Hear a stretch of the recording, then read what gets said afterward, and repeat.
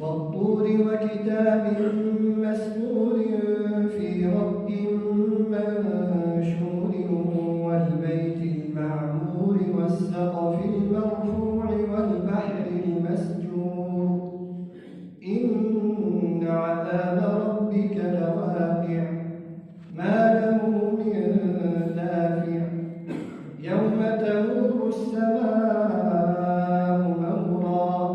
وتسير الجبال سيرا فويل يومئذ للمكذبين الذين هم في خوض يلعبون يوم يدعون إلى نار جهنم دعا هذه النار التي كنتم بها تكذبون أفسحر هذا أم أنتم لا تبصرون اصلوها فاصبروا أو لا تصبروا سواء عليكم إنما تجزون ما كنتم تعملون إن المتقين في جنات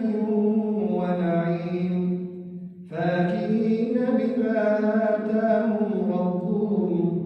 ووقاهم ربهم عذاب الجحيم كلوا واشربوا هنيئا بما كنتم تعملون متكئين على سرر مصفوفة وزوجناهم بحور عين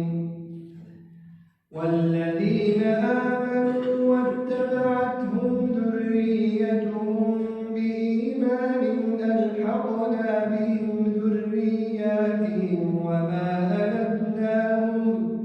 وما ألتناهم من عملهم من شيء كل امرئ بما كسب رهين وأمددناهم بفاكهة ولحم مما يشتهون يتنازعون فيها كأسا لا لغو فيها ولا تأثيم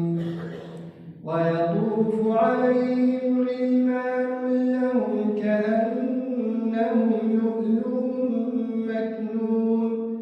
وأقبل بعضهم على بعض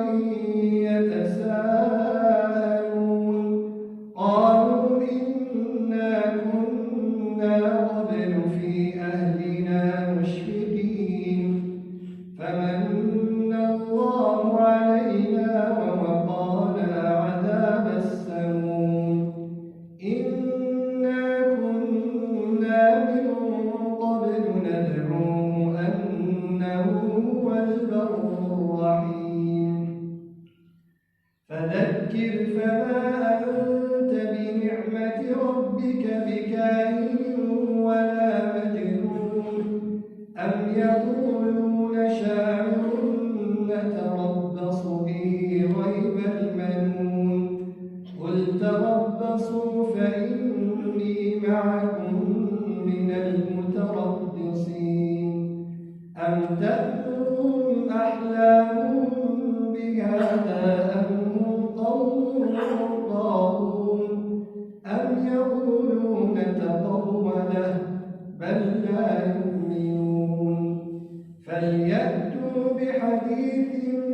مثله إن كانوا صادقين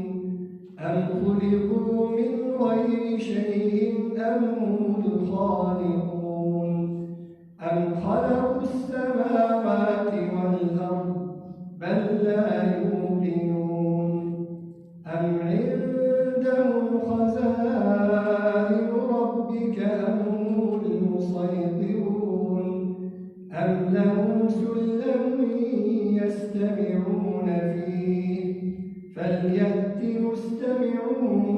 بسلطان مبين أم له البنات ولكم البنون أم تسألهم أجرا فهم من